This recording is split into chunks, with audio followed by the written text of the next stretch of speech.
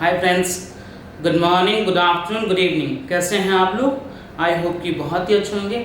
मैं आप सभी का स्वागत करता हूं आपके यूट्यूब चैनल पर, जिसका कि नाम है the commerce for all academy. यहाँ पे हम क्या पढ़ने वाले हैं? यहाँ पे पढ़ने वाले हैं बिजनेस स्टडीज़ पढ़ने वाले हैं। किसके लिए पढ़ने वाले हैं? क्लास 11 के लिए पढ़ने वाले हैं। बुक कौन सी रेफर कर रहे हैं हम? आर के सिंगला जी की बुक रेफर कर रहे हैं हम। और लास्टली लेक्चर नंबर ये सेकेंड है, ठीक है। एक बार देखिए, हमने लास्ट लेक्चर में क्या पढ़ा था उसको थोड़ा सा हम रिवाइज कर लेते हैं। लास्ट लेक्चर में सबसे पहले हमने पढ़ा था, फर्स्ट कंसेप्ट हमने पढ़ा था कंसेप्ट ऑफ बिजनेस, कि कंसेप्ट ऑफ बिजनेस क्या होता है। कंसेप्ट ऑफ बिजनेस होता क्या बेसिकली, कि कुछ लोग जो है हमारे आसपास में, कुछ लोग जो हैं वो गुड्स प्रोड्यूस करने में बिजी हैं, कुछ उसको बेचने में बिजी हैं, कुछ लोग प्रोफेशन ऑफ लॉ प्रोवाइड कर रहे हैं, कुछ लोग पेशेंट्स को ट्रीट कर रहे हैं, कुछ लोग रिलीजन को फैला रहे हैं, एंड लास्टली सोशल वर्क कर रहे हैं कुछ लोग। तो फिर ये हमने कंसेप्ट ऑफ बिजनेस पढ़ा था। फर्दर जो हमने ये एक्टिविटीज़ पढ़ी थी, जो लोग काम कर रहे हैं उसको हमने क्या करा था, उसको हम क्या कहते हैं? ह्यूमन एक्टिविटी कहते हैं। क्या कहते हैं हम उसको? ह्यूमन एक्टिविटी कहते हैं। ह्यूमन एक्टिविटी को फर्दर दो पार्ट में डिवाइड करा गया है। कौन कौन से पार्ट में? एक तो इकोनॉमिक एक्टिविटी में, ठीक है, एक केस में डिफाइन करा गया है इकोनॉमिक एक्टिविटी में, और सेकेंडरी नॉन इकोनॉमिक एक्टिविटी में। हमने इकोनॉमिक एक्टिविटी की डेफिनेशन पढ़ी थी। कैसे पढ़ी थी डेफिनेशन? जिसका कि मेन मोटिव क्या होता है? ऐसी एक्टिविटी जिसका कि मोटिव होता है प्रॉफिट अर्न करना या फिर रेम्युनरेशन लेना। इकोनॉमिक एक्टिविटी में कौन कौन सी चीज़ें कवर थी? एक तो बिजनेस कवर था, कि बिजनेस कहलाने के लिए बिजनेस क्या, किन किन चीज़ों को बिजनेस कहेंगे हम। तो बिजनेस में आपको exchange of goods and services होनी चाहिए, रेगुलेटरी एंड डीलिंग होनी चाहिए, मोटिव प्रॉफिट मेकिंग होना चाहिए, एलिमेंट ऑफ रिस्क इन्वॉल्व होता है। ये सारी चीज़ें हमने पढ़ी थी। फिर हमने प्रोफेशन पढ़ा था। प्रोफेशन किस कौन सी एक्टिविटी कहते हैं? ऐसी एक्टिविटी जो कि ऐसे लोगों के द्वारा दी जाती है, मतलब for those from those people जिनके पास स्पेशल नॉलेज एंड स्किल्स होती हैं, ठीक है। ये हमने पढ़ा था, ओके। ये हमने पढ़ा था प्रोफेशन के बारे में, ठीक है। लास्ट हमने पढ़ा था एम्प्लॉयमेंट। एम्प्लॉयमेंट क्या होता है? एक टाइप का कॉन्ट्रैक्ट होता है। किसके लिए? दूसरे बंदे के लिए जब हम काम करते हैं, पेड़ बदले में हमें क्या मिलता है? कंसिडरेशन। इन कंसिडरेशन हमें रेम्युनरेशन मिलता है, तो उसे हम क्या कहते हैं? एम्प्लॉयमेंट कहते हैं। ये हमने पढ़ा था। फिर हमने बिजनेस की मीनिंग पढ़ी थी, बिजनेस कहते किसको। फिर इसके कैरेक्टरिस्टिक्स पढ़े थे। कैरेक्टरिस्टिक्स कौन से होते हैं? सबसे पहला होता है एक इकोनॉमिक एक्टिविटी होनी चाहिए, मतलब इकोनॉमिक एक्टिविटी होना बहुत ही जरूरी। नॉन इकोनॉमिक एक्टिविटी कभी भी बिजनेस नहीं कहलाएगी। नॉन इकोनॉमिक एक्टिविटी किस लिए करते हैं? Basically for the mental satisfaction, ठीक। फिर नेक्स्ट हमने पढ़ा था exchange of goods and services. Goods and services जो भी हम प्रोवाइड कर रहे हैं उसका एक्सचेंज होना चाहिए, मतलब हम गुड्स दें तो हमें पैसे मिले, सर्विसेज दें तो पैसे मिले, मतलब उसका एक एक्सचेंज चलता रहना चाहिए, अदला बदली चलती रहनी चाहिए, एक्सचेंज होना चाहिए गुड्स एंड सर्विसेज का। Third, regularity and dealing. ये रेगुलर नेचर पे होना चाहिए। ऐसा नहीं कि अभी एक दिन साल में एक बार ही हुआ तो उसको बिजनेस कह देंगे। बिजनेस कहलाने के लिए रेगुलरिटी होना बहुत ही ज़रूरी है। बहुत ही क्या है? ज़रूरी है। ये one of the main important characteristics है किसका? बिजनेस का, ओके। फिर प्रॉफिट मोटिव होना चाहिए। जब भी हम बिजनेस तभी कहलाएगा, कोई भी काम बिजनेस तभी कहलाएगा जबकि उसमें प्रॉफिट मोटिव इन्वॉल्व हो, मतलब प्रॉफिट कमाना हमारा उद्देश्य होना चाहिए, तभी जाकर के वो बिजनेस कहलाएगा, okay. Element of risk. Element of risk से क्या मतलब था? एलिमेंट ऑफ रिस्क का मतलब कि जब भी हम बिजनेस करेंगे तो इसकी सिक्योरिटी थोड़ी होती है कि आज हमने बिजनेस स्टार्ट करा तो आज ही 100% ग्रो कर जाएगा, ऐसा तो है नहीं। इसमें क्या लगता है? टाइम लगता है। किसमें टाइम लगता है? एलिमेंट, इसको हम क्या कहते हैं? एलिमेंट ऑफ, मतलब रिस्क इन्वॉल्व होता है। एलिमेंट ऑफ रिस्क, इसमें रिस्क इन्वॉल्व होता है। देन हमने क्रिएशन ऑफ यूटिलिटी के बारे में पढ़ा था, and then customer satisfaction. Customer satisfaction का मतलब अगर हम बिजनेस कर रहे हैं तो हमारे कस्टमर सेटिस्फाई होने चाहिए। ऐसा नहीं है कि हम बिजनेस कर रहे हैं और हमारे कस्टमर ही जो है वो सेटिस्फाई नहीं हो, तो उसके से फिर वो बिजनेस नहीं कहलाएगा, फिर तो बिजनेस बंद हो जाएगा ना, फिर तो बिजनेस चलेगा ही नहीं। तो ये कैरेक्टरिस्टिक्स है किसके? ये बिजनेस के कैरेक्टरिस्टिक्स है ये, ओके। ये हमने पढ़ा था अभी तक। चलिए, तो आज जो हम पढ़ने वाले हैं वो हम पढ़ने वाले हैं, क्या पढ़ने वाले हैं? प्रोफेशन के बारे में पढ़ने वाले हैं। तीन चीज़ें थी ना, बिजनेस कवर हो गया, फिर हम पढ़ेंगे प्रोफेशन के बारे में, देन एम्प्लॉयमेंट के बारे में, ठीक है। अगर आपको नोट करना है तो 1 मिनट लेकर के आप नोट कर लीजिए प्लीज़।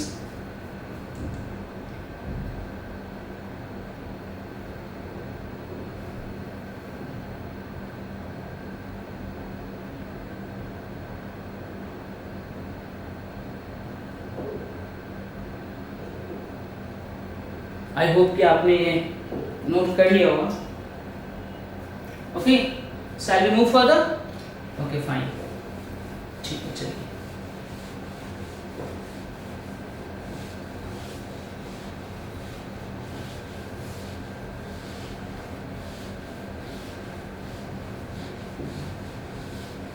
मैंने आपको पहले बताया था हम छोड़ने वाले कुछ भी नहीं, 100% कंसेप्ट यहाँ पे कवर होगा, 100% कंसेप्ट आपको यहाँ पे कवर होगा, ठीक है चलिए। ओके चलिए हम पढ़ने, सबसे पहले बात आज हम क्या पढ़ने वाले हैं, किसके बारे में? प्रोफेशन के बारे में पढ़ने वाले हैं। पहले तो जो इकोनॉमिक एक्टिविटी थी उसमें सेकंड पार्ट था प्रोफेशन। अब देखिए प्रोफेशन का सबसे पहले मीनिंग देख लेते हैं।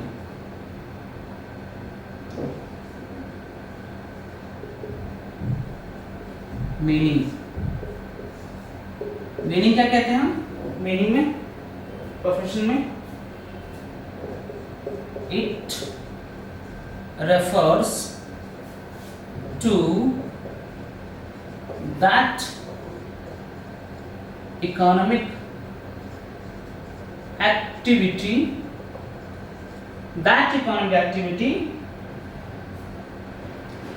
which is conducted क्या होता है? by a person having special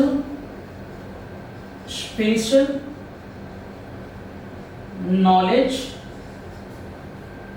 and skills। ये है जी।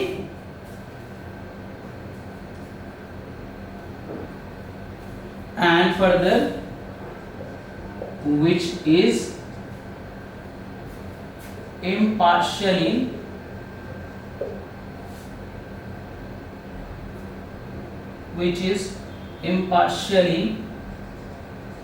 used by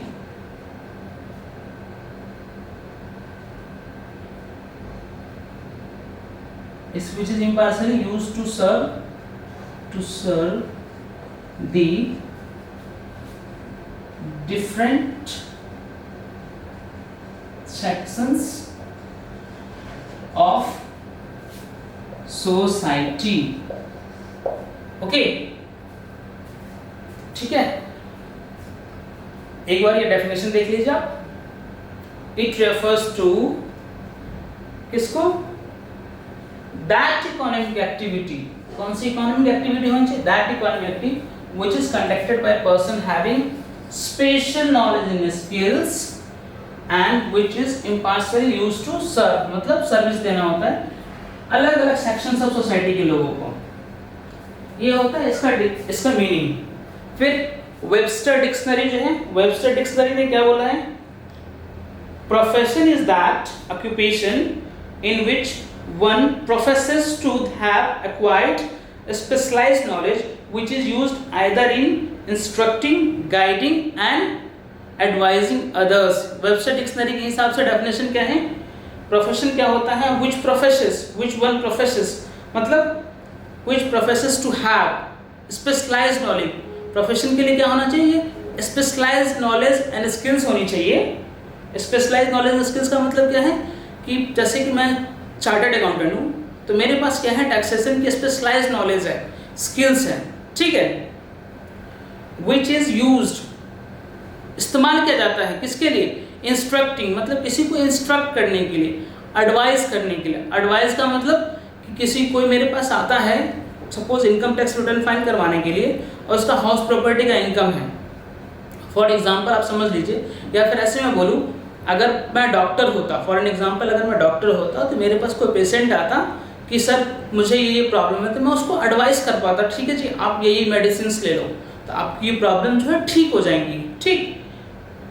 एंड गाइड का मतलब कि अगर मैं चार्टर्ड अकाउंटेंट होता, फॉर एन एग्जांपल अगर मैं चार्टर्ड अकाउंटेंट होता तो मैं लोगों को गाइड करता किन किन चीज़ों के बारे में, आप बिजनेस में क्या कर सकते हैं, बिजनेस की अच्छाई के लिए, ये सारी चीज़ें मैं उनको गाइड करता। ये वेबस्टर डिक्शनरी के हिसाब से डेफिनेशन दे रखी है। नेक्स्ट क्या है, प्रोफेसर डाल्टन ई मैकफार्लैंड ने डेफिनेशन दी है 5 फॉलोइंग कैरेक्टरिस्टिक्स ऑफ प्रोफेशन। उन्होंने 5 कैरेक्टरिस्टिक्स बताए हैं प्रोफेशन के। अकॉर्डिंग टू प्रोफेसर डाल्टन ई मैकफार्लैंड ने क्या बताया है इन्होंने कैरेक्टरिस्टिक्स, चलिए वो देख लेते हैं हम। 5 कैरेक्टरिस्टिक्स इन्होंने क्या बताया है, बाद में हम कैरेक्टरिस्टिक्स डिटेल में पढ़ेंगे, बट ये जो प्रोफेसर है इन्होंने जो बताया है कैरेक्टरिस्टिक्स उसके बारे में देख लेते हैं।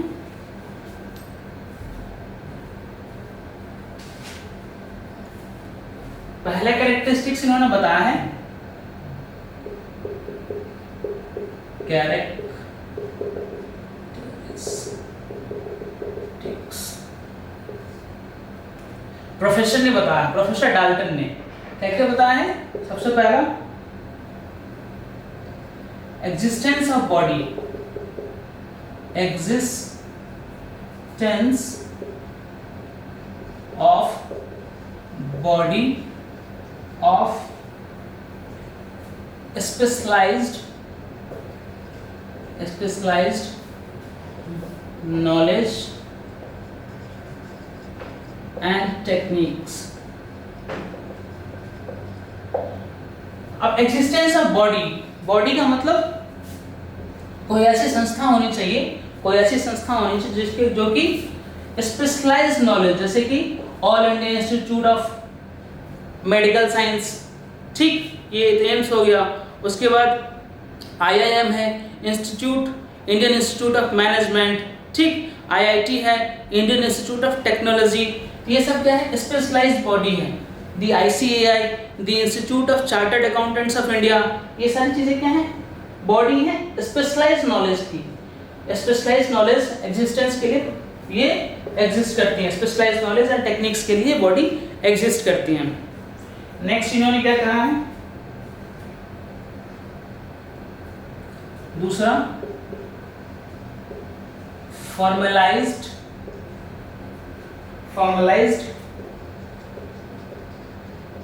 method of acquiring training and experience।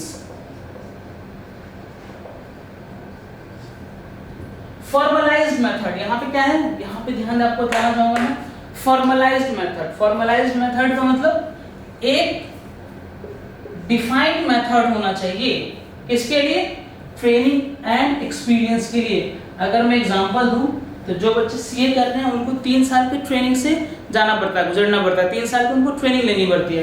ठीक है, इंस्टीट्यूट ने फॉर्मलाइज्ड मेथड है उनका, इंस्टीट्यूट ICAI का फॉर्मलाइज्ड मेथड क्या है, उनको ये ट्रेनिंग लेनी पड़ती है 3 साल की, जिसमें कि उनको डिफरेंट एस्पेक्ट्स बताए जाते हैं, प्रैक्टिकल एक्सपोजर उनको दिया जाता है, एक CA फॉर्म में उनको ट्रेनिंग दी जाती है। क्या है, formalised method of acquiring training and experience. Next क्या है जी,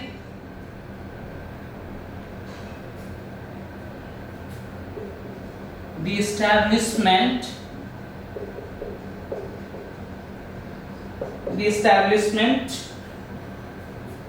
of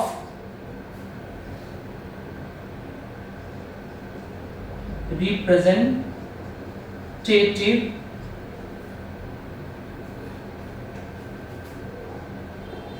organization, the establishment of representative organization with professionalism as its goal।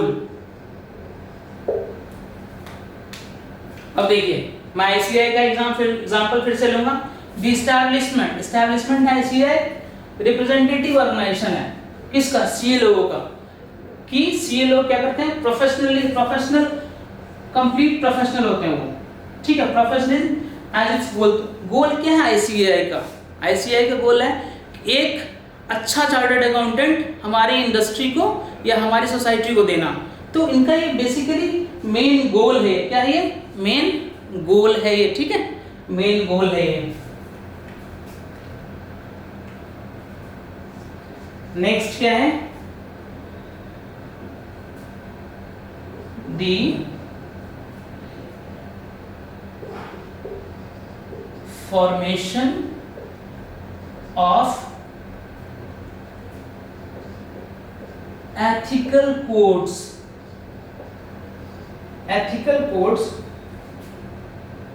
for the guidance of conduct। Ethics पता है ना आपको? एथिक्स जो होते हैं, जो एथिक्स होते हैं हमारे, वो बेसिकली जो भी ऑर्गेनाइजेशन होती है वो क्या करती है?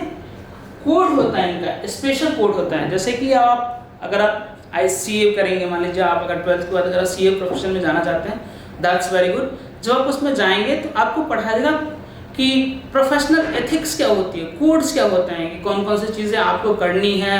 अगर आप चार्टर्ड अकाउंटेंट बन जाते हैं तो आपको कौन सी चीज़ करनी है, कौन सी चीज़ नहीं करनी है, तो वो सारी चीज़ें बताई जाती है कि प्रोफेशनल एथिक्स में वो सारी चीज़ें आपको बताई जाती है। उनका क्या है? एक कोड है।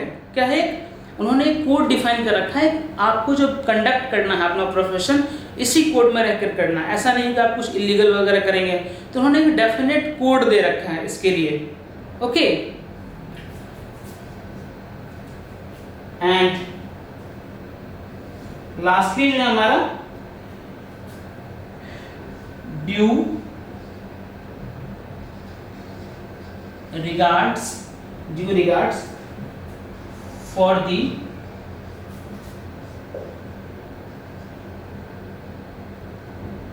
priority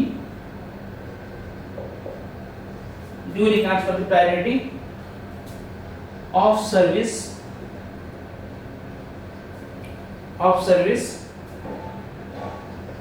over the desire of money reward। ये बहुत ही बड़ा कैरेक्टरिस्टिक्स है। अच्छा प्रोफेशनल होने के लिए आपको हमेशा प्रायोरिटी किसको देनी है? सर्विस को देनी है।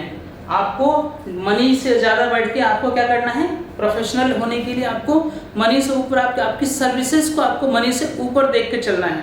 ऐसा नहीं, आपका मेन मोटो मनी नहीं होना चाहिए। सर्विस प्रोवाइड करते टाइम पे हमेशा आपको सर्विस को प्रायोरिटी देनी है। Over the desire of money reward, जो भी आपको पैसे मिलेंगे उसके ऊपर आपको प्रायोरिटी किस चीज को देनी है? सर्विस को देनी है। ये प्रोफेसर डाल्टन ने कहा था, कैरेक्टरिस्टिक्स बताए थे प्रोफेशन के।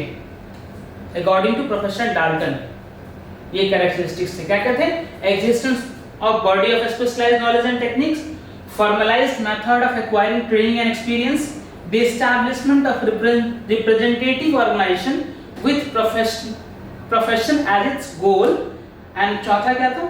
the formation of ethical codes आपको ध्यान रखना, ethical codes for the guidance of conduct क्या? प्रोफेशन जो हम कंडक्ट करेंगे उसके ethical codes होने चाहिए। and last due regards for the priority of service, due regard हमें किसको देना है? सर्विस, प्रायोरिटी देना है सर्विस को। Over the desire of money reward, जो हमें पैसे मिलेंगे उससे ज़्यादा हमें वैल्यू किस चीज़ की करनी है? सर्विस की करनी है। चलिए एक बार ये आप नोट कर लीजिए प्लीज। ये है प्रोफेसर डाल्टन ने जो कैरेक्टरिस्टिक्स बताया था उसके हिसाब से।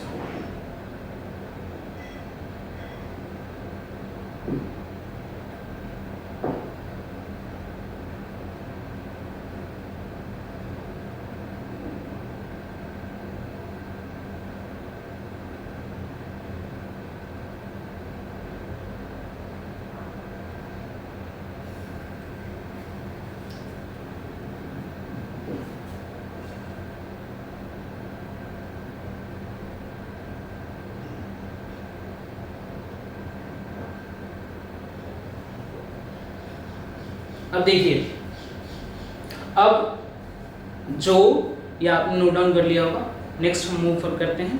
अब जो डाल्टन ने बताया था, क्या बताया था डाल्टन जी ने? डाल्टन ने जो बताया था ये कैरेक्टरिस्टिक्स हैं प्रोफेशन की। किसकी कैरेक्टरिस्टिक्स हैं? ये प्रोफेशन के हैं। इसमें से तो जो सारे कैरेक्टरिस्टिक्स आपको पता ही है, existence of body of knowledge, formalized method of acquiring training experiences, the formation of ethical codes for the guidance of for the conduct, due regards over the priority to service, desire of money reward के ऊपर ही होना चाहिए। मतलब आपकी service हमेशा economic benefit से ज़्यादा आपको सर्विस को वो देना है, प्रायोरिटाइज करना है, ठीक है, इकोनॉमिक कंसिडरेशन से। अब इसमें एक है the establishment of representative organisation with professionalism as its goal. अब इसको थोड़ा हम इस पॉइंट को थोड़ा हम डिटेल में पढ़ेंगे, तो बाकी मैं क्लियर कर रहा हूँ। 4 पॉइंट सेम जो डाल्टन ने बताया तो वही है, एक पॉइंट है इसको थोड़ा सा डिटेल में पढ़ेंगे हम। कौन सा? The establishment of representative organisation with professionalism as its goal, इसको हम थोड़ा डिटेल में पढ़ेंगे। और कैसे हैं आप लोग? क्या सब कर रहे हैं छुट्टियों में? क्या सब करा आपने? ये पढ़ रहे हैं ना आप रेगुलर बेसिस पे? प्लीज पढ़ते रहिए। किसी भी बुक को रेफर कर रहे हैं आप, कम और बेस सब में सेम चीजें ही दे रखी होंगी, ठीक है, सब में क्या है, एक जैसी चीजें दे रखी होंगी, क्योंकि कंसेप्ट सब में एक जैसा ही रहेगा। चलिए, एक कैरेक्टरिस्टिक्स था इसमें, ये था आपको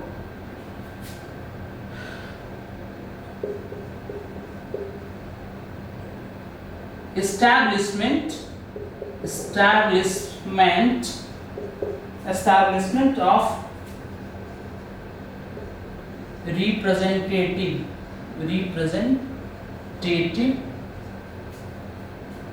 professional association। संस्था जो होती है ना, एक एसोसिएशन, एस्टैब्लिशमेंट जो है प्रोफेशनल एसोसिएशन, जो कि प्रोफेशन को रिप्रेजेंट करता है, उसके बारे में बात करने वाले हैं हम। बेसिकली वो क्या है, उसमें ना उसके भी कुछ इंपॉर्टेंट कैरेक्टरिस्टिक्स होने चाहिए, तभी जाकर के कोई भी एस्टैब्लिशमेंट जो है वो प्रोफेशनल को रिप्रेजेंट करती है। उसकी कौन से कैरेक्टरिस्टिक्स होने चाहिए? चलिए उसके बारे में बात कर लेते हैं। To regulate behavior of its members। एक बार नोट कर लेते हैं, फिर मैं आपको डिटेल में समझा दूंगा इसे। To create a code of conduct,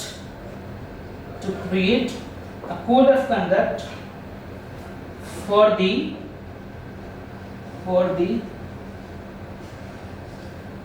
guiding activities of the profession, guiding activities of किसकी? of the profession।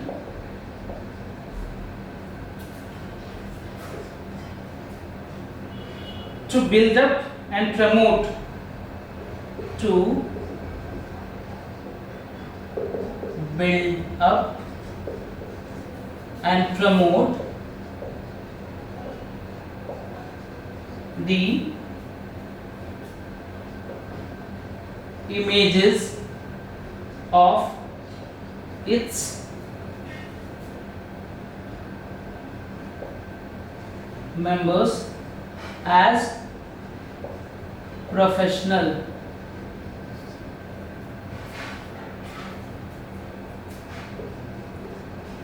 To regulate the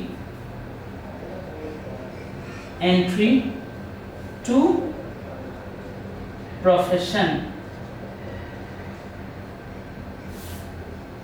lastly क्या है? To prescribe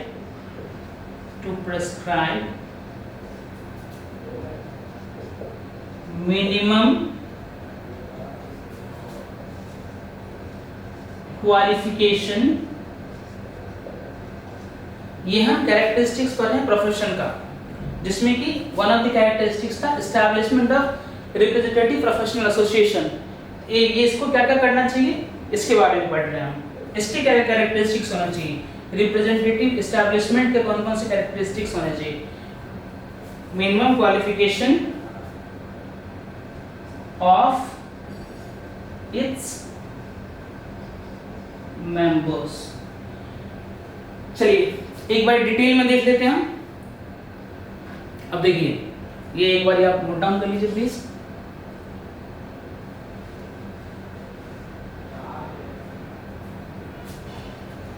कैरेक्टरिस्टिक प्रोफेशन का है।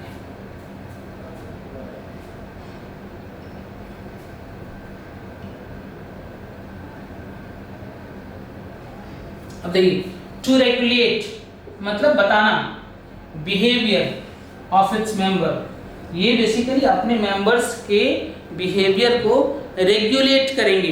रेगुलेट का मतलब कि बताएंगे कि आपको किस तरीके से बिहेव करना है बेसिकली, ठीक है। इस बिहेव के लिए क्या करेंगे, to create a code of conduct.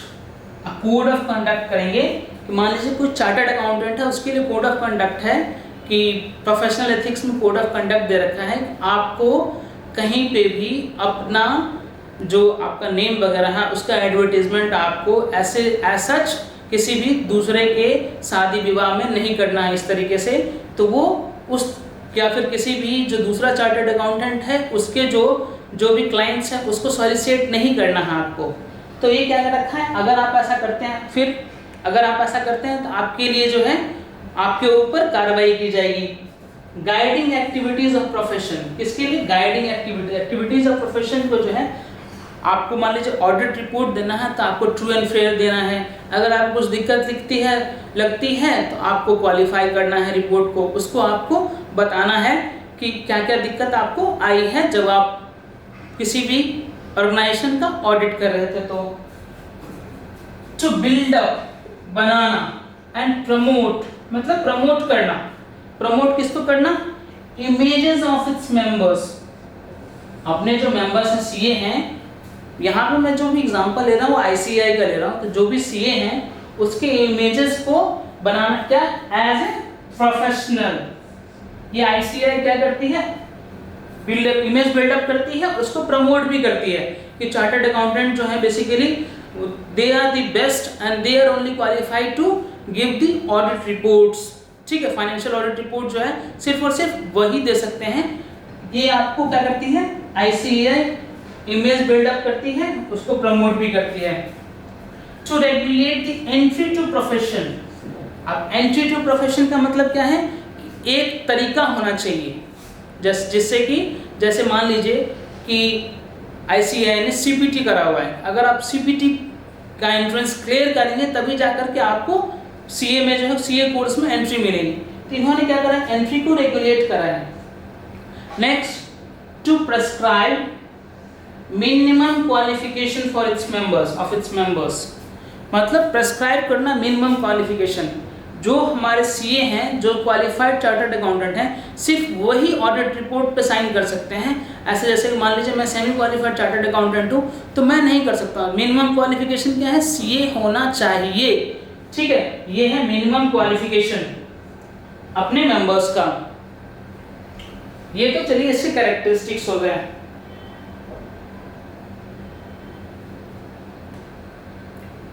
ठीक है, आई होप कि आपने नोट डाउन कर लिया होगा। ओके, चलिए अब हम बात करने वाले हैं किसके बारे में, एम्प्लॉयमेंट के बारे में। किसके बारे में,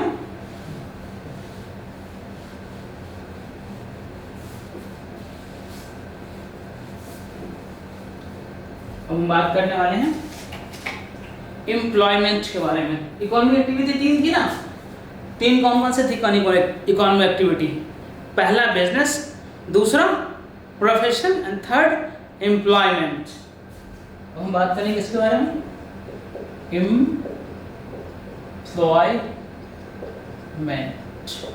एम्प्लॉयमेंट के बारे में।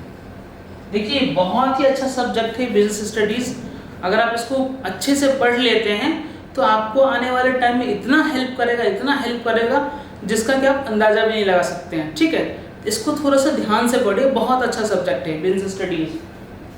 एम्प्लॉयमेंट, इसका मीनिंग क्या होता है जी?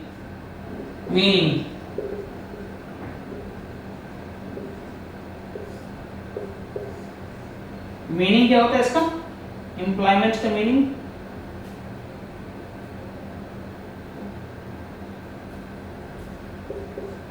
ये मीनिंग पहले ही बता चुका था मैं, फिर से एक बार बताता हूं।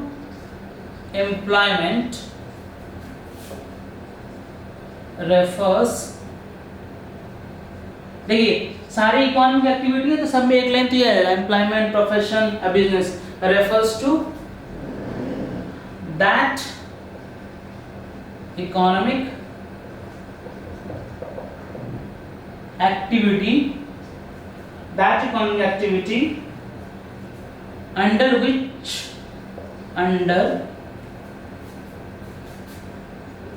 which people works for others and receive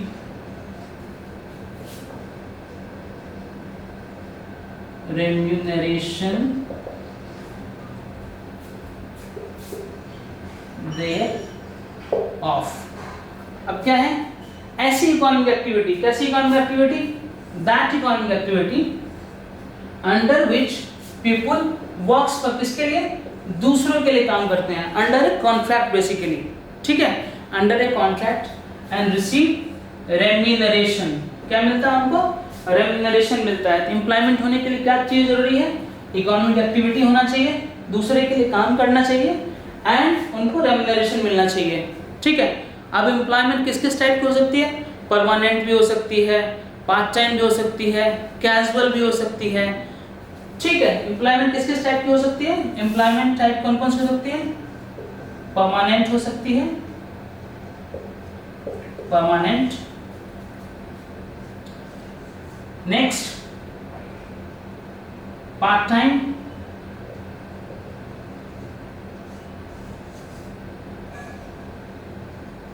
casual. तीनों टाइप की एम्प्लॉयमेंट हो सकती है। परमानेंट से क्या मतलब है?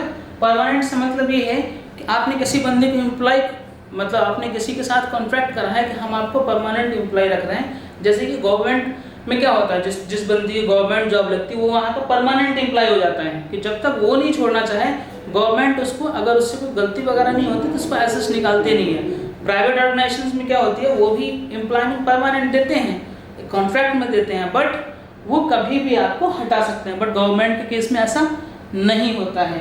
पार्ट टाइम का मतलब कि कोई बंदा है जो कि 2-3 जगह पे काम कर रहा है, उसने कॉन्ट्रैक्ट कर लिया कि मैं 4 घंटे यहाँ काम करूँगा, 4 घंटे वहाँ काम करूँगा और 4 घंटे वहाँ काम करूँगा, लेकिन रेम्यूनरेशन उसको मिलना चाहिए। कैजुअल का मतलब जो कि हमारे लेबरर वगैरह होते हैं ना, समटाइम्स जो हम डेली बेसिस लेबर वगैरह बुला लेते हैं, वो कैजुअल में आ जाएंगे। ओके,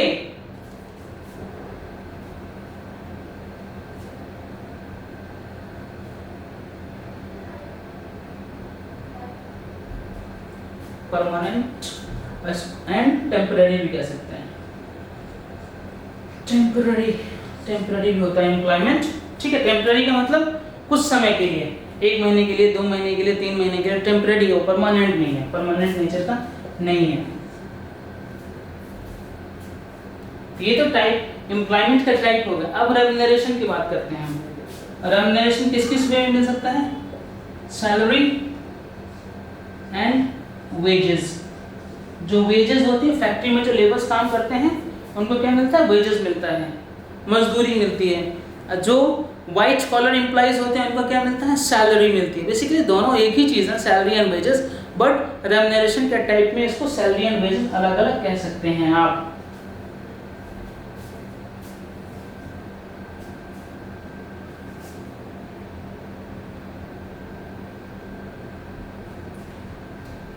अब देखिए, अगर मान लीजिए एक छोटा सा एग्जांपल आपको, एम्प्लॉयमेंट एंड प्रोफेशन में डिफ्रेंशिएट करना बता रहा हूँ मैं यहाँ पे। अब मान लीजिए कि मैं चार्टर्ड अकाउंटेंट हूँ, मैं किसी कंपनी के लिए काम करता हूँ। कंपनी में मैं अपनी जो भी मेरा क्वालिफाइड स्किल्स एंड नॉलेज है उसके लिए मैं काम, बट कंपनी के लिए कर रहा हूँ। मैं क्या कर रहा हूँ, मैं किसी और के लिए काम कर रहा हूँ मैं। और वहीं पे दूसरी जगह पे मैंने अपना ऑफिस खोला हुआ है। अगर मैंने अपना ऑफिस खोला हुआ है, मैं किसी और के लिए काम नहीं कर रहा हूँ, तो मैं तो हूँ एक क्वालिफाइड पर्सन। तो जो मैं सर्विसेज दूंगा वो किसमें कवर हो जाएंगी, वो कवर हो जाएंगी प्रोफेशन में। एंड सेकेंडरी, अगर मैं किसी और के लिए, किसी कंपनी के लिए काम करता तो वो किस में कवर हो जाती, एम्प्लॉयमेंट में कवर हो जाती, जिसके बदले मुझे रेम्युनरेशन मिलता है। रेम्युनरेशन मुझे दोनों केस में मिलेगा। मैं अपना भी करूँगा, सर्विस प्रोवाइड करूँगा, फिर भी मुझे रेम्युनरेशन मिलेगा, और मैं किसी कंपनी के लिए काम करूँगा फिर भी मुझे रेम्युनरेशन मिलेगा। तो ये चीज़ हो जाती है जी। आई होप कि आपको एम्प्लॉयमेंट का मतलब समझ में आ गया होगा। अब चलिए इसे कैरेक्टरिस्टिक्स को देख लेते हैं। कैरेक्टरिस्टिक्स क्या क्या होना चाहिए तब जाकर के एम्प्लॉयमेंट कहलाएगा।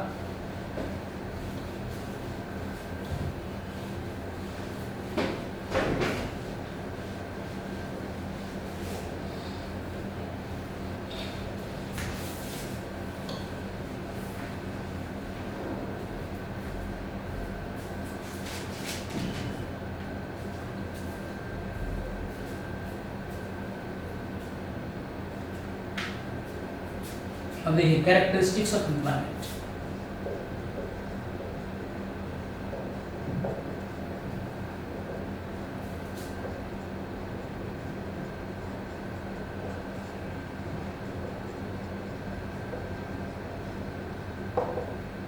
कैरेक्टरिस्टिक्स ऑफ एम्प्लॉयमेंट कौन कौन से कैरेक्टरिस्टिक्स होते हैं देख लेते हैं।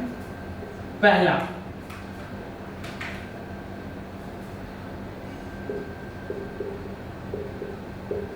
Service to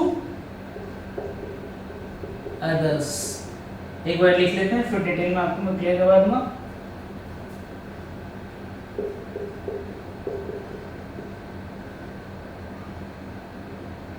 personal service. Third characteristics है अग्रीमेंट। क्या है, अग्रीमेंट। Fourth, servant.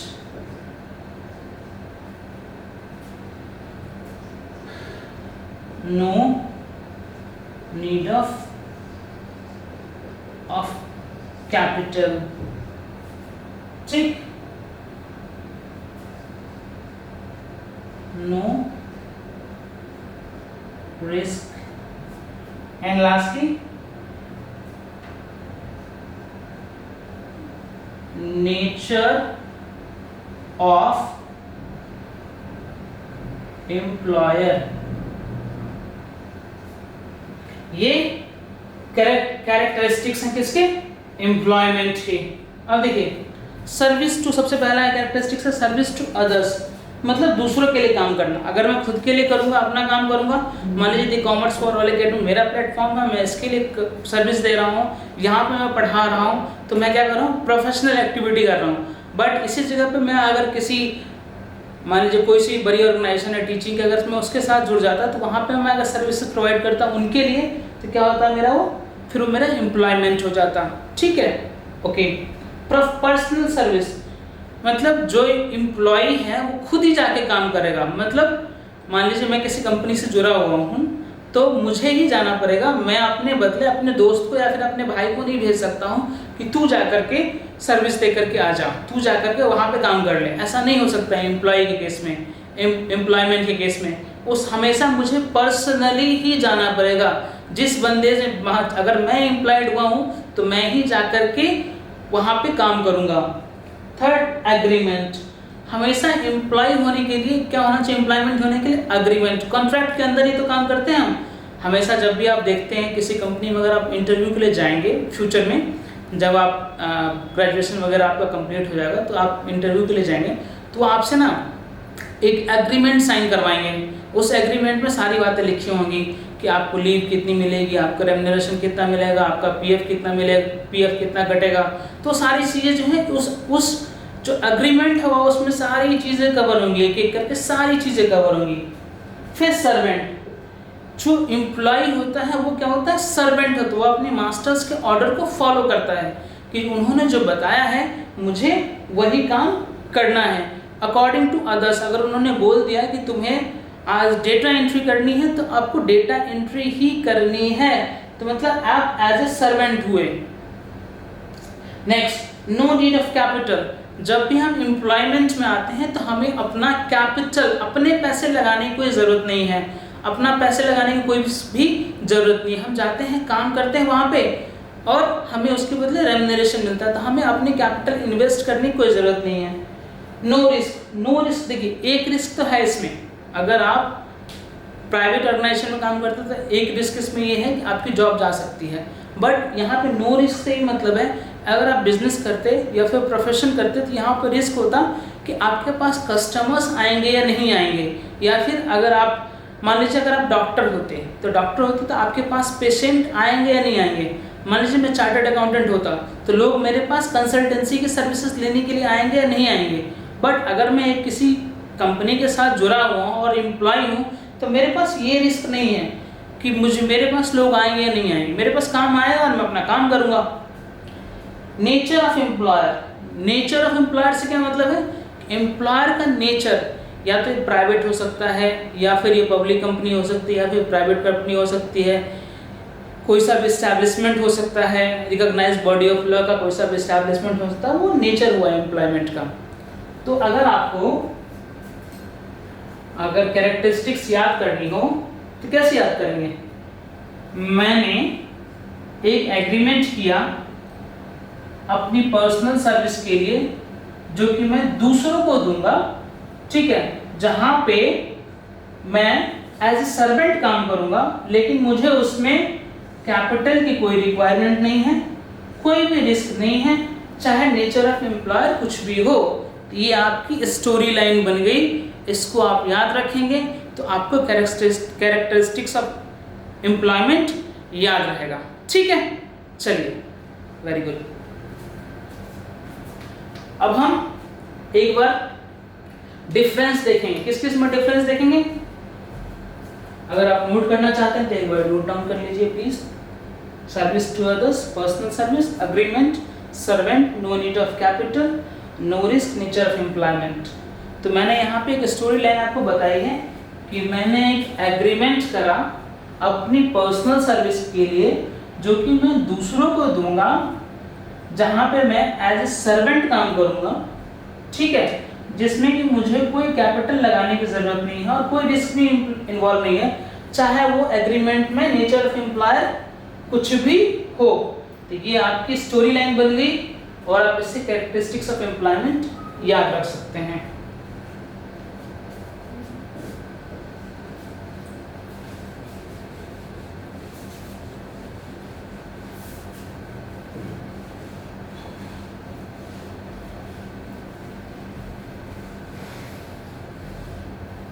अब हम बात करते हैं किसकी,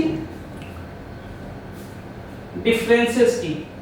डिफरेंसेस किस किस में, डिफरेंसेस किस किस में,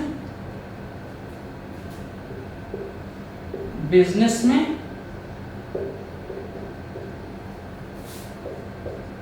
प्रोफेशन में। मैक्सिमम डिफरेंस तो आपको खुद ही ऐसे ही पता होगा, मैं कुछ नया नहीं बताने वाला हूं इसमें। मैक्सिमम डिफरेंसेस आपको डेफिनेशन कैरेक्टरिस्टिक्स ही मिलेंगे डिफरेंसेस में।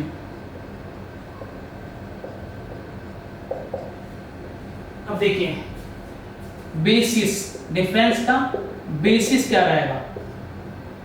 सबसे पहला बेसिस कमेंसमेंट, कमेंसमेंट। एक बार मैं बेसिस लिख लेता हूं फिर मैं आपको तीनों को बता दूंगा। Second, nature of work,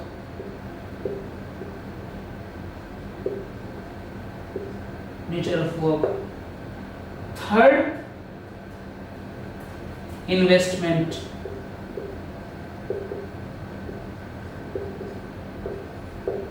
fourth, risk. 5th qualification, 6 objective, 7 transfer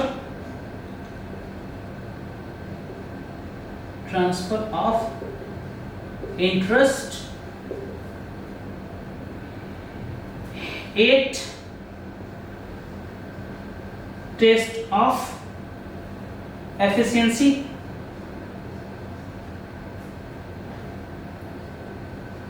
test of efficiency, 9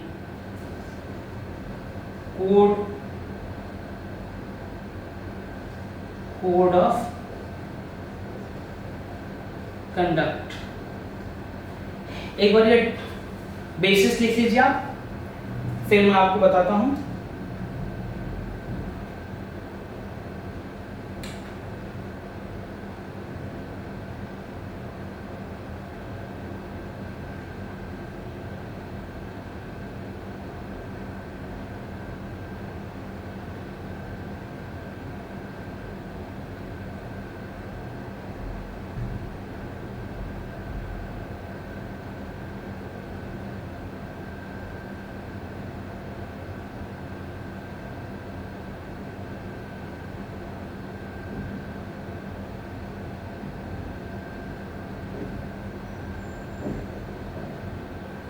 अब देखिए,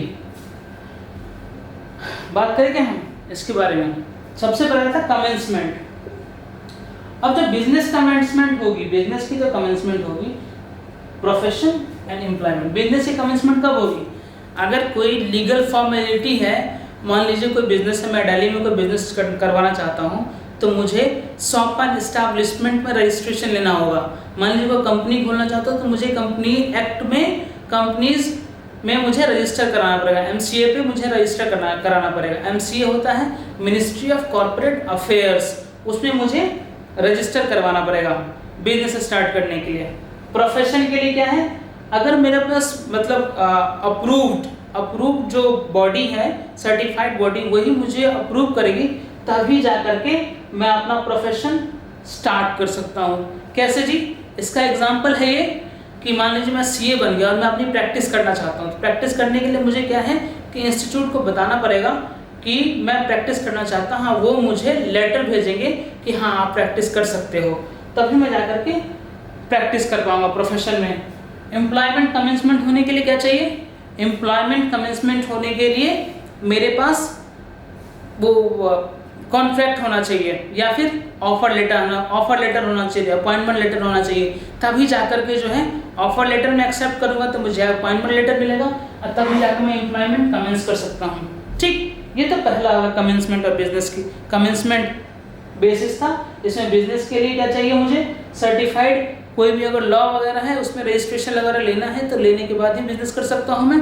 प्रोफेशन के लिए क्या चाहिए? प्रोफेशन के लिए मुझे उनसे, जो मेरी रिकग्नाइज्ड बॉडी है, उनसे मुझे लेना पड़ेगा, अप्रूवल लेना पड़ेगा, मैं ये काम कर सकता हूँ कि नहीं। एंड थर्ड, एम्प्लॉयमेंट के लिए क्या चाहिए? मेरे पास अपॉइंटमेंट लेटर होना चाहिए, तभी जाकर के मैं ये एम्प्लॉयमेंट स्टार्ट कर सकता हूँ। Commence nature of work. Business में क्या होता है नेचर ऑफ वर्क? क्या क्या चीज़ें, मैंने बिजनेस बताई थी ना मैंने, बिजनेस में क्या क्या चीज़ें आ सकती हैं। कोई मान लीजिए बंदा कुछ भी प्रोड्यूस कर रहा है, ठीक है, प्रोडक्शन कर रहा है, तो वो नेचर ऑफ वर्क हो गया। या सेल कर रहा है तो नेचर ऑफ वर्क हो गया। यहाँ पे नेचर ऑफ वर्क क्या है? सर्विस प्रोवाइड करना। प्रोफेशन में नेचर ऑफ वर्क क्या रहेगा? सर्विस प्रोवाइड करना। एम्प्लॉयमेंट नेचर ऑफ वर्क क्या रहेगा? कि दूसरों के लिए काम करना, जहाँ पे मैं जा रहा हूँ अपने ऑफिस के लिए काम करना। इन्वेस्टमेंट, यहाँ पे इन्वेस्टमेंट बिल्कुल चाहिए, कैपिटल चाहिए ना बिजनेस स्टार्ट करने के लिए, ऐसे तो बिजनेस स्टार्ट नहीं होगा, तो कैपिटल चाहिए। प्रोफेशन में थोड़ा सा कैपिटल चाहिए इन कंपैरिजन टू बिजनेस। यहाँ पे अगर आप मान लीजिए बहुत हाई लेवल पे प्रोफेशन स्टार्ट करना तो फिर तो कैपिटल ऑब्वियसली रिक्वायर्ड होगा, but as comparison to business अगर आप प्रोफेशन ऐसे डायरेक्टली सर्विस प्रोवाइड करना चाहते हैं तो उसके लिए एज सच बहुत ज़्यादा कैपिटल की रिक्वायरमेंट नहीं है, मतलब लिटिल कैपिटल चाहिए। एंड एम्प्लॉयमेंट में नो कैपिटल चाहिए, मतलब बिल्कुल भी कैपिटल नहीं चाहिए। रिस्क, यहाँ पर हाई रिस्क का बिजनेस में बिजनेस करने पे कि लोग मेरे पास, मेरी दुकान, मान लीजिए मेरी गारमेंट की शॉप है, तो मेरी गारमेंट की शॉप में लोग आएंगे या नहीं आएंगे, ये एक टाइप का रिस्क इन्वॉल्व है यहाँ पे। फिर प्रोफेशन में भी रिस्क इन्वॉल्व है। कैसे रिस्क इन्वॉल्व है? बट कि अगर मैं अपना ऑफिस खोलता है, सीए की सर्विसेज दे रहा हूँ, तो लोग मेरे से सर्विसेज लेने के लिए आएंगे या नहीं आएंगे। देन एम्प्लॉयमेंट में एज सच कोई रिस्क इन्वॉल्व नहीं होता है। कैसे कि मुझे तो अपने ऑफिस में जाना है और काम करना है, दैट्स इट। फिर क्वालिफिकेशन, बिजनेस के लिए कोई स्पेशल क्वालिफिकेशन नहीं चाहिए होती है। प्रोफेशन के लिए डेफिनेटली क्वालिफाइड पर्सन ही प्रोफेशन दे सकते हैं, प्रोफेशनल सर्विसेज दे सकते हैं। एंड एम्प्लॉयमेंट के लिए, हर एक एम्प्लॉयमेंट के लिए नहीं चाहिए, स्पेशल प्रोफेशन नहीं चाहिए। हाँ, अगर आप किसी मतलब ऐसे पोस्ट पे जा रहे हैं फिर तो चाहिए, लेकिन अगर फैक्ट्री में एज ए वर्कर काम करने के लिए जा रहे हैं तो उसके लिए कोई डिग्री या फिर एजुकेशन की कोई क्वालिफिकेशन की जरूरत नहीं है। ऑब्जेक्टिव, बिजनेस का ऑब्जेक्टिव क्या होता है? जो भी मैं प्रोड्यूस कर रहा है चीज़ें या फिर जो मैं सेल कर रहा हूँ उससे मुझे प्रॉफिट कमाना है। प्रोफेशन का ऑब्जेक्टिव क्या होता है? प्रोफेशन का ऑब्जेक्टिव होता है सर्विस प्रोवाइड करके मुझे प्रॉफिट कमाना है। एंड लास्टली एम्प्लॉयमेंट का ऑब्जेक्टिव क्या होता है? पूरे महीने मैंने काम करा है तब मुझे लास्ट के मंथ के लास्ट में मुझे सैलरी मिलेगी। ट्रांसफर ऑफ इंटरेस्ट, बिजनेस में मैं अपना इंटरेस्ट जो है, इंटरेस्ट का मतलब यहाँ पे ये है कि मान लीजिए मेरा बिजनेस है, मेरा गारमेंट का शॉप है, मैं ये गारमेंट का शॉप किसी और को बेचना चाहता हूँ तो मैं अपना इंटरेस्ट ट्रांसफर कर सकता हूँ, या फिर मैं उसमें किसी को हिस्सेदार बनाना चाहता हूँ 50% पार्टनरशिप पे, तो मैं कर सकता हूँ। बट प्रोफेशन क्या है? अगर मैं प्रोफेशनल हूँ, मैं अपना इंटरेस्ट कैसे दूंगा किसी को, क्योंकि वो चीज़ तो मुझे पता है कि यहाँ पे ट्रांसफर क्या है, पॉसिबल नहीं है। लास्ट में एम्प्लॉयमेंट में भी ट्रांसफर पॉसिबल क्या है, नहीं है। कैसे पॉसिबल नहीं है? कि मैं अपने बदले किसी और को काम करने के लिए नहीं भेज सकता हूँ, तो मुझे ही जाना पड़ेगा। Next, test of efficiency. Test of efficiency कैसे होगी? कि मतलब आप एफिशिएंट बिजनेस कर रहे हैं नहीं कर रहे हैं, इसका टेस्ट कैसे होगा? जितना आपने प्रॉफिट अर्न करा, क्या करा? प्रॉफिट अर्न करा, उसके बेसिस पे एफिशिएंसी का टेस्ट होगा। प्रोफेशन में टेस्ट ऑफ एफिशिएंसी कैसे होगी? आप कितने क्वालिफाइड पर्सन हैं, आपकी क्वालिटी ऑफ सर्विसेज जो आप प्रोवाइड कर रहे हैं वो कैसी है, तो फिर ये प्रोफेशन का टेस्ट हो जाएगा। एंड लास्टली एम्प्लॉयमेंट में एफिशिएंसी का टेस्ट कैसे होगा? तो वो अपनी जॉब के लिए कितना ज़्यादा डेडिकेटेड है, मतलब वो अपनी जॉब जो है कितनी शिद्दत से करता है, मतलब कितना डेडिकेटेड है अपने काम को लेकर के, तो ये एम्प्लॉयमेंट का एफिशिएंसी का टेस्ट होता है। And lastly code of conduct, business के लिए एज सच कोई भी कोड ऑफ कंडक्ट नहीं होता है। क्या होता है? नहीं होता है कि बिजनेस में ऐसा नहीं होता है कि आपको ये रूल्स एंड रेगुलेशंस फॉलो करने हैं। आपको देखिए, वैसे अच्छा बिजनेस चलाने के लिए आपके पास एक कोड होना चाहिए कि जब जैसे कि मेरे मान लीजिए मेरा गारमेंट का शॉप है, उस गारमेंट्स के शॉप में जो मेरे कस्टमर्स आएंगे उनको किस तरीके से बिहेव करें, तो वो मैं अपनी पॉलिसी बना सकता हूँ। बट एज सच कोई रिक्वायर्ड कोड ऑफ कंडक्ट नहीं है। प्रोफेशन के लिए डेफिनेटली कोड ऑफ कंडक्ट है, वो हमने इसके कैरेक्टरिस्टिक्स में पढ़ा था कि जो भी बॉडी रहेगी वो एक कोड बनाएगी, किसके लिए? कोड ऑफ कंडक्ट बनाएगी, जो हम सर्विसेज प्रोवाइड करेंगे उसके लिए, कि किस टाइप की सर्विसेज होनी चाहिए और क्या क्या सर्विसेज प्रोवाइड करेंगे, उसका क्या मतलब, उसमें कौन से काम हम कर सकते हैं, कौन से काम नहीं कर सकते, वो एक कोड ऑफ कंडक्ट प्रोवाइड करेगी। एंड लास्टली एम्प्लॉयमेंट में कोड ऑफ कंडक्ट की जगह पे जो हमारा कॉन्ट्रैक्ट होता है वो होता है, उसी में सारी बातें लिखी होती हैं कि आपको Monday to Thursday formal dress पहन के आना है, या फिर आपको ऑफिस में जो है सो गलत बिहेव नहीं करना है दूसरों के साथ। ये सारी चीज़ें जो हैं इसमें दे रखी हैं, किसमें? एम्प्लॉयमेंट के आपके कॉन्ट्रैक्ट में दे रखी होती हैं। तो ये हो गया इसका डिफरेंस। बेसिकली हमने क्या पढ़ा है? डिफरेंस किस किस के बीच में? डिफरेंस बिटवीन बिजनेस में, प्रोफेशन में एंड एम्प्लॉयमेंट में क्या क्या डिफरेंस होता है, ये हमने पढ़ा। आप एक बार प्लीज नोट कर लीजिए इन चीजों को। आई होप कि साथ के साथ आपने नोट भी कर लिया होगा।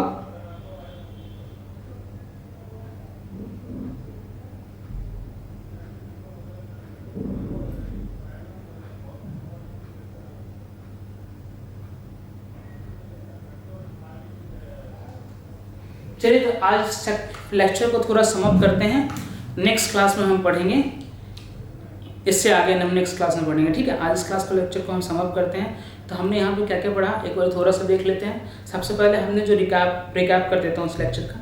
सबसे पहले हमने जो कल पढ़ा था कि एक्टिविटी के बारे में, कि लोग एक्टिविटी करते रहते हैं। फिर वो एक्टिविटी दो टाइप की होती है, इकोनॉमिक और non economic activity. Economic activity को फर्दर किस में बांटा गया था? 3 में बांटा गया था। किसमें? बिजनेस, प्रोफेशन एंड एम्प्लॉयमेंट के बारे में। फिर पहले हमने बिजनेस पढ़ा, बिजनेस की डेफिनेशन पढ़ी कि बिजनेस की डेफिनेशन में क्या क्या होना चाहिए। रेगुलेटरी एंड डीलिंग होना चाहिए, प्रॉफिट अर्निंग होना चाहिए, exchange of goods and services होना चाहिए। फिर उसके हमने कैरेक्टरिस्टिक्स पढ़े, 7 कैरेक्टरिस्टिक्स थे, मैंने उसकी स्टोरी लाइन कल के लेक्चर में बता दी थी आपको। फिर आज जो हमने क्लास स्टार्ट करा, आज हमने प्रोफेशन के बारे में क्लास स्टार्ट करा। प्रोफेशन की हमने सबसे पहले डेफिनेशन पढ़ी, डेफिनेशन वेबस्टर डिक्शनरी के हिसाब से पढ़ी हमने, वेबस्टर डिक्शनरी में क्या दे रखा है। फिर उसके बाद से प्रोफेसर डाल्टन ने जो कैरेक्टरिस्टिक्स बता रखा था वो पढ़ा हमने। फिर उसके बाद फिर से हमने कैरेक्टरिस्टिक्स ऑफ बिजनेस पढ़ा, उसमें जो जो चीज़ें थी डाल्टन ने जो बताया था वो all of this above same ही है, सिर्फ एक कैरेक्टरिस्टिक्स था जो कि रिप्रेजेंट करता है ऑर्गेनाइजेशन, जो भी एस्टैब्लिशमेंट रिप्रेजेंट करती है प्रोफेशनल को, उसके रिगार्डिंग हमने पढ़ा था। फिर उसमें फर्दर क्या क्या चीज़ें होनी चाहिए कि मतलब रेगुलेट, एंट्री को रेगुलेट करना चाहिए, फिर से क्वालिफिकेशन होनी चाहिए, कोड ऑफ कंडक्ट होना चाहिए, ये सारी चीज़ें हमने पढ़ी। फिर हम आए एम्प्लॉयमेंट पे, एम्प्लॉयमेंट की डेफिनेशन पढ़ी हमने। एम्प्लॉयमेंट होता क्या है कि दूसरों के लिए काम करना, किसके लिए? रेम्युनरेशन के लिए, अंडर अ कॉन्ट्रैक्ट। किस टाइप के एम्प्लॉयमेंट हो सकते हैं? परमानेंट, टेम्पररी या कैजुअल। ठीक है, रेम्युनरेशन किस किस टाइप में हो सकता है? मैंने बताया आपको कि वेजेस में भी हो सकता है, सैलरी में भी हो सकता है। फिर नेक्स्ट हमने क्या पढ़ा? फिर नेक्स्ट मैंने आपको बताया कि देखिए एम्प्लॉयमेंट कब कहलाएगा और प्रोफेशन कब कहलाएगा। जब मैं वही काम अगर मैं किसी दूसरे के लिए करूंगा, अंडर ए कॉन्ट्रैक्ट कहीं पे जाके करता हूं, तो वो मैं क्या कर सकता हूं, मतलब अगर मैं दूसरे के लिए करता हूं वो काम, तो फिर वो मेरा एम्प्लॉयमेंट कहलाएगा। और वही काम अगर मैं खुद सर्विसेज प्रोवाइड कर रहा हूं तो उस केस में वो क्या कहलाएगा? वो कहलाएगा ये प्रोफेशन कहलाएगा। ठीक है, उसके फिर हमने कैरेक्टरिस्टिक्स पढ़े। कैरेक्टरिस्टिक्स क्या क्या होते हैं कि दूसरे के लिए काम करना होता है, एम्प्लॉय एक टाइप का सर्वेंट होता है, ये सारी चीज़ें हमने कैरेक्टरिस्टिक्स जितने भी थे वो सारे कैरेक्टरिस्टिक्स पढ़े। फिर लास्ट में हमने डिफरेंसेस पढ़े। डिफरेंसेस किसके बीच में? डिफरेंसेस हमने पढ़ा बिजनेस, प्रोफेशन एंड एम्प्लॉयमेंट के बीच में डिफरेंस पढ़ा। इसके बेसिस थे commencement, nature of work, investment, risk, qualification, objective, transfer of interest, test of efficiency and code of conduct. ये हमने आज की क्लास में पढ़ा। Thank you so much for being with me. I hope ऐसे ही आप बढ़ते रहिए और इस चैनल को प्लीज़ सब्सक्राइब करके अपने दोस्तों के साथ शेयर करते रहिए ताकि उनको मैक्सिमम बेनिफिट मिल सके। Thanks once again, thanks a lot. मिलते हैं नेक्स्ट लेक्चर में। Thank you.